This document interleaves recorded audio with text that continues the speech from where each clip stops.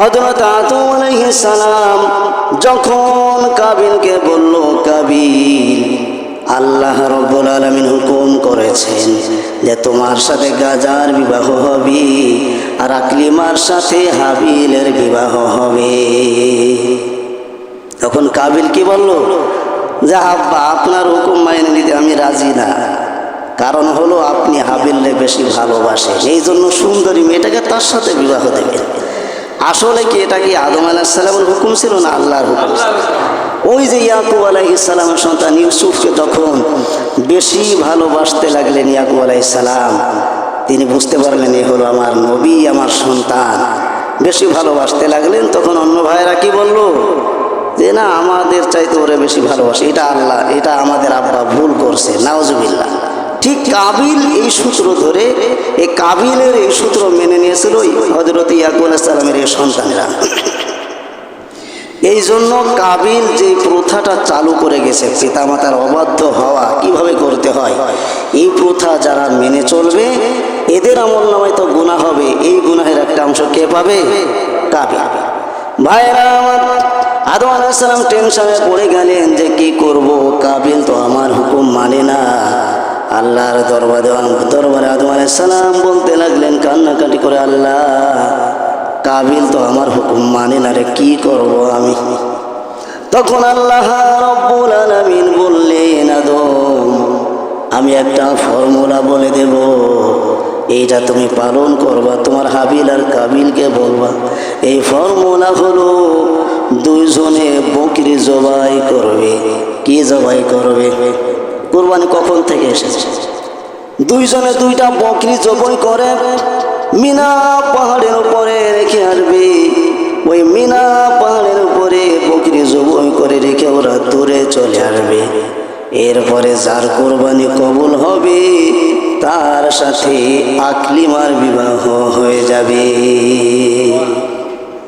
আদম আলাইহিস সালাম বললেন যে কোরবানি কবুল হবে তো বুঝলাম, কিভাবে কবুল হবে?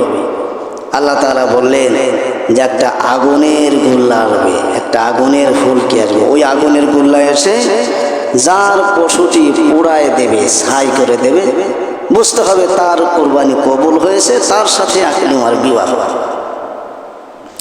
আদম আলাইহিস সালাম হাবিল আর কাবিলকে ডাক দিলেন। হাবিল কাবিলকে বললেন, বাবাজিরা শোনো, আমার হুকুম তো তুমি মানো না রে কাবিল, তবে আমার হুকুম হলো আল্লাহ রাব্বুল আলামিন আমাকে বলেছেন দুইজনে বকরি জবাই করো, এরপরে মিনা পাহাড়ে রেখে আসো। যার কোরবানি এইভাবে পড়ে যাবে, ধ্বংস হয়ে যাবে, বুঝতে হবে তার কোরবানি কবুল হয়েছে, তার সাথে আকলিমার বিবাহ হয়ে যাবে। তখন কাবিল রাজা, আচ্ছা ঠিক আছে। কাবিল আর হাবিল গিয়ে মিনা পাহাড়ে গিয়ে বকরি জবাই করলেন।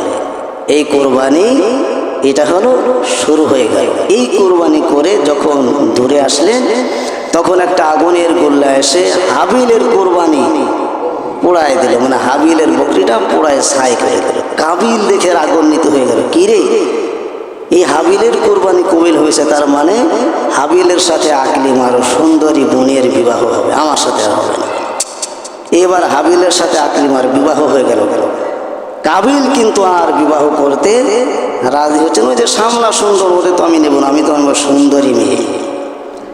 এই জন্য আল্লাহ তাআলা বলছেন, হুব্বুস শাহাওয়াতি মিনান নিসা, পুরুষদেরকে এই দুনিয়ায় পুরুষদের চোখে সবচাইতে আকর্ষণীয় বস্তু হলো নারী। আকর্ষণীয় বস্তু কি?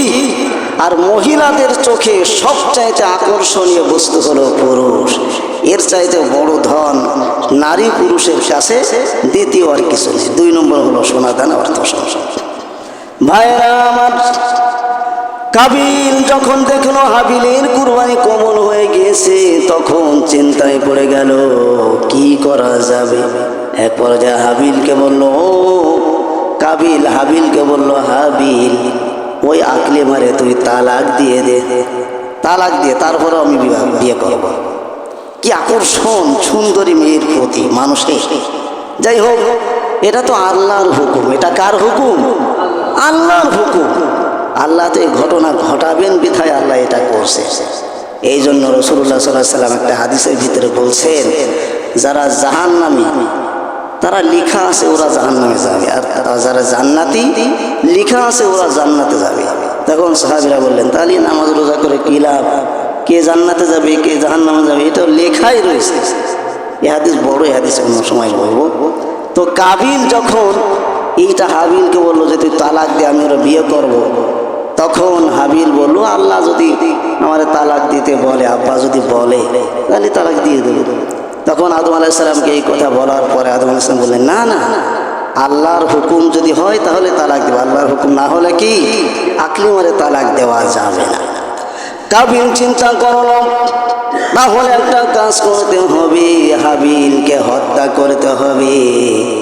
হাবিল আমার মায়ের পেটের সন্তান, হাবিল সুন্দরী মেয়েটাকে বিবাহ করেছে, আব্বা তার সাথে আকলিমারে বিয়ে দিছে।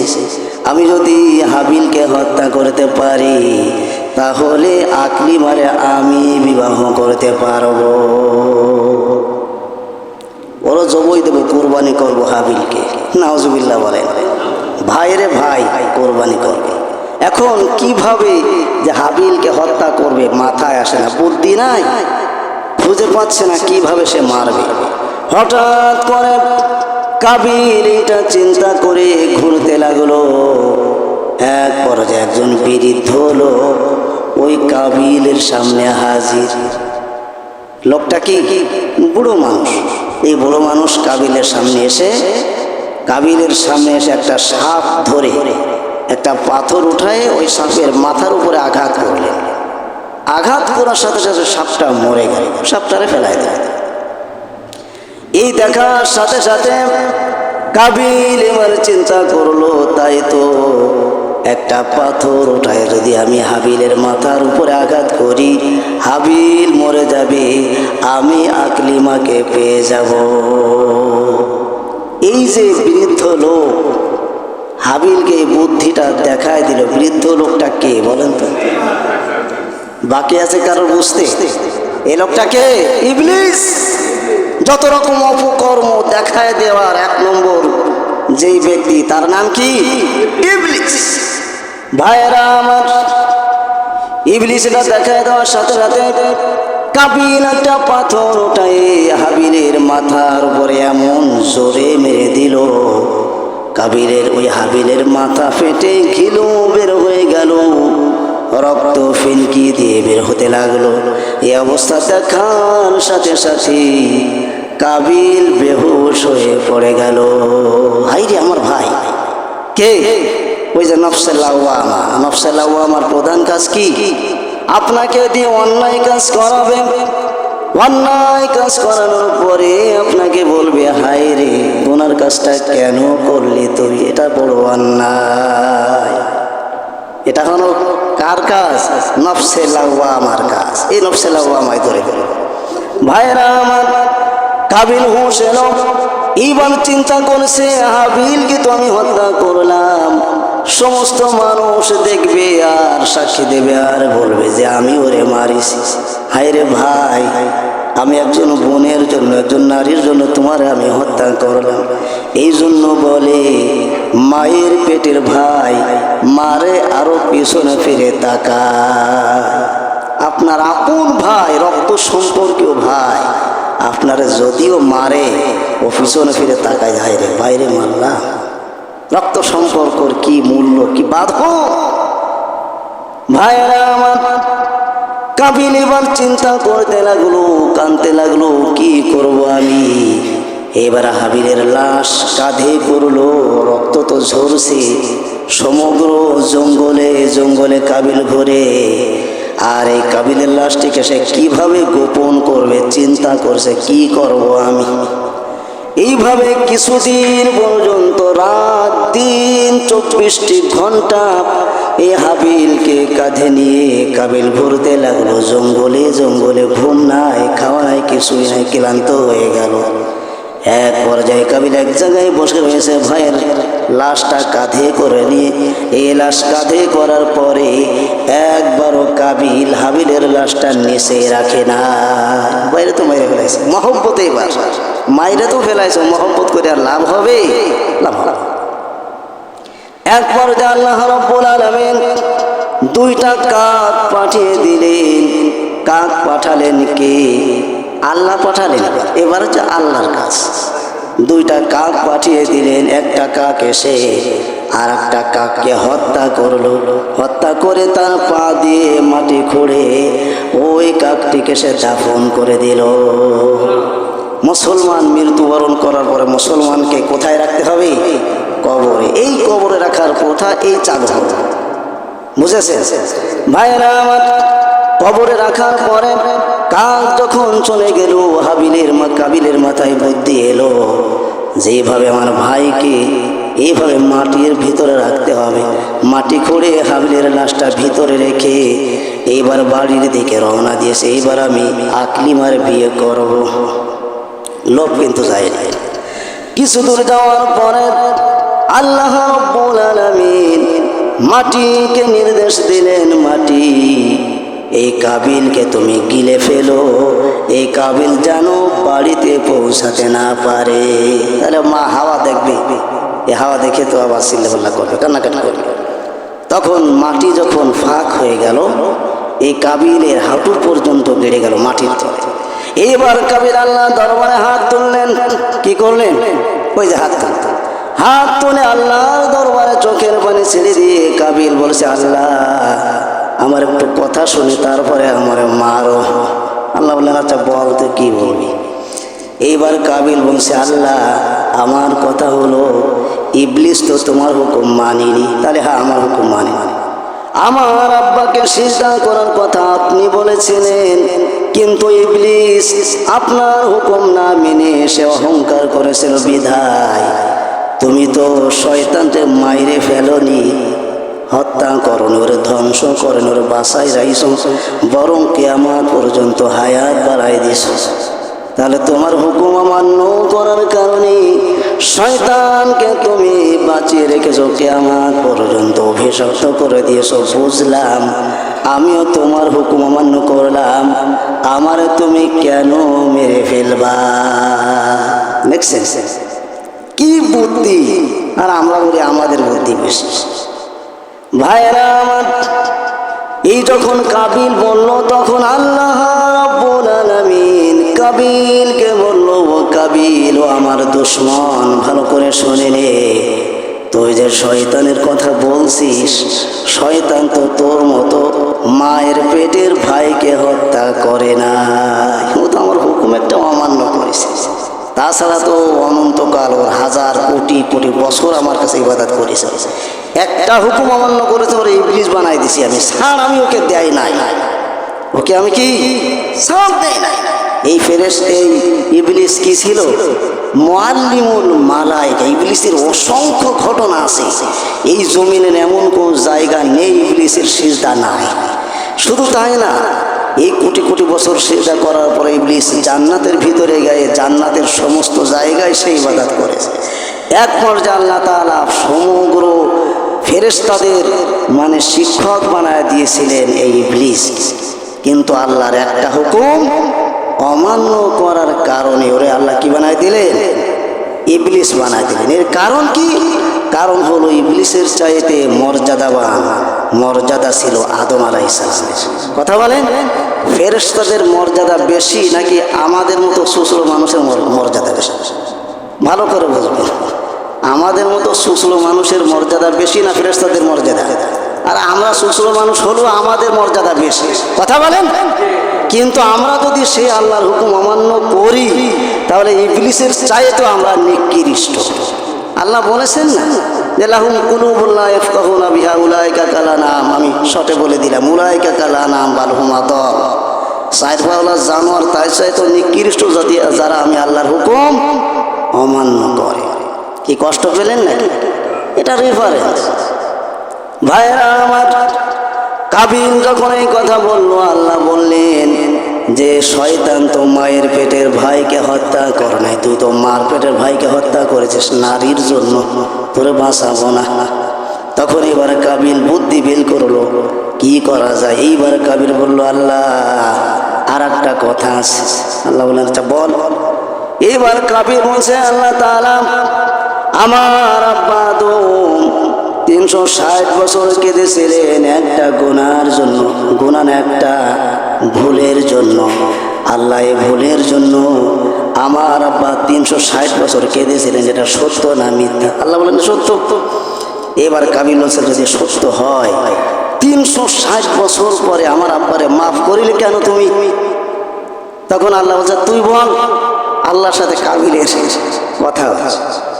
এইবার কাবিল বলল, আল্লাহ আমার আব্বা 360 বছর পরে আসমানে একটা কালিমা দেখতে পেয়েছিলেন, নাম হলো লা ইলাহা ইল্লাল্লাহু মুহাম্মাদুর রাসূলুল্লাহ। এই যে মুহাম্মদ, এই মুহাম্মদ তো তোমার নবী। আল্লাহ বলেন হ্যাঁ আমার নবী। তাহলে রাসূলুল্লাহ সাল্লাল্লাহু আলাইহি ওয়াসাল্লাম কখন থেকে নবী? এর এই কথা বইলে আসলে আজুড়ে মানে করা হবে। রাসূলুল্লাহ কখন থেকে নবী? এখন যদি আমরা বলি 40 বছর আগে নবী হয়নি, তাহলে তো সে আজীবনই নবী ছিলেন না। তাহলে রাসূলুল্লাহর উসিলা আছে আদম মাপ পেলেন, আর এই কাবিলও মাপ পাচ্ছে। তাহলে রাসূলুল্লাহর মর্যাদা কত, কেমন নবী ছিলেন তিনি। এখন যদি বলি যে রাসূল 40 বছর বয়সের আগে নবী ছিলেন না, তো এই দুঃখের কথা আর কি বলি। ভাইরা আমার, কাবিল বলল, আল্লাহ মুহাম্মদ রাসূলুল্লাহ নিশ্চয় তোমার কোন নবী, তোমার কোন মাহবুব বান্দা আমার আব্বা যদি মাপ পাই ওই নবীর উসিলায়, আমার কেন মাপ করবা না? আল্লাহ এই মুহাম্মদ রাসূলুল্লাহর উসিলায় আমার তুমি মাফ করে দাও। আল্লাহ মাটিরে বললেন, মাটি ও যা কইছে আমি মাফ না করে ওরে আর মারতে পারবো না, ছাড়িয়ে দিই, ওরে ছাড়িয়ে দিই। সুবহানাল্লাহ বলবেন। তাহলে কাবিল মাপ পালো কোন নবীর উসিলায়? তাহলে রাসূল সাল্লাল্লাহু আলাইহি ওয়াসাল্লামকে চিনেছিল আদম, কাবিল আজ থেকে কত বছর আগে, আর আমরা রাসূলুল্লাহকে চিনতে পারলাম না। রাসূলুল্লাহ কখন থেকে নবী ছিলেন? হাই রে মানুষ, এ কথা তো এ কষ্টে বুক ফেটে যাচ্ছে। ভাইরা আমার, রাসূলুল্লাহর নাম নিয়ে কাবিল মাপ পেয়ে গেল। এইবার আল্লাহ রাব্বুল আলামিন বললেন ফেরেশতাদেরকে, ও ফেরেশতারা এই কাবিলকে বাড়ি যেতে দেওয়া যাবে না, তাহলে ওরে কি করতে হবে? ফেরেশতারা বললেন, আল্লাহ বললেন কাবিলকে তোমরা মেরে ফেলো। কি করো? কাবিলকে এমন ভাবে গিয়ে আঘাত করবা ও যাতে আমার নাম আর নিতে না পারে, নাম নেওয়ার আগে ওরে মারবা। দুজন ফেরেশতা এসে দুই পাশে এমন ভাবে আঘাত করলে ও আর কথা বলার সুযোগ না পেয়ে ওখানে মরে গেল। যেমন ফিরাউন যখন পানির তলে মানে পানি খাচ্ছিল, তখন আল্লাহ তাআলা জিবরাইল আলাইহিস সালামকে বললেন, ওরে এমন ভাবে যে ধরবি ও যাতে আমি আল্লাহর নাম আর, আল্লাহ যখন রাগান্বিত হয়ে যায়, গজব যখন নাজিল করে, তখন যে কিভাবে ধ্বংস করেন ইতিহাসে আমরা পাই। এরপর আমাদের শিক্ষা হচ্ছে কাবিল মরে গেল। এই সময় যে হাবিল আর কাবিল দুজন মরে গেল, আদম আলাইহিস সালাম কোথায় ছিলেন? এই সময় আদম আলাইহিস সালাম হজ করতেছিলেন। কোথায়? হজ শেষ হয়ে গেল, মা হাওয়াকে এসে বললেন যে হাবিল আর কাবিল কই? তাকে তো দেখছি না, সকাল থেকে সন্ধ্যা পর্যন্ত অপেক্ষা করলেন। তখন মা হাওয়া কেঁদে ফেললেন, বললেন যে আমি তো এই হাবিল আর কাবিলে কয়েকদিন পর্যন্ত দেখি না, প্রায় 40 দিনের মতো, এরকম একটা সময়। তখন আদম আলাইহিস সালাম রাস্তায় রাস্তায় পাগলের মতো কাঁদতে লাগলেন, হায় রে কোথায় হাবিল আর কাবিল? তখন আল্লাহ তাআলা দুজন ফেরেশতা নাজিল করে বললেন, ওই ফেরেশতারা বলছে আপনি ঘুরছেন কেন? তাহলে আমার হাবিল আর কাবিলকে আমি পাচ্ছি না। তখন ফেরেশতারা ঘটনাটি বলে দিল যে এই ব্যাপারে আপনার কাবিল হাবিলকে হত্যা করে কাবিলকেও আল্লাহ তাআলা ধ্বংস করেছে। এইবার আদম আলাইহিস সালাম বেহুশ হয়ে পড়ে গেলেন, আবার হুঁশ এলো, আবার বেহুশ হলো, আবার হুঁশ হলেন। এক পর্যায়ে হাবিলের কবরের কাছে গিয়ে হাবিলের ওই লাশটা উঠায় আদম আলাইহিস সালাম দেখে আবার বেহুশ হয়ে পড়লেন।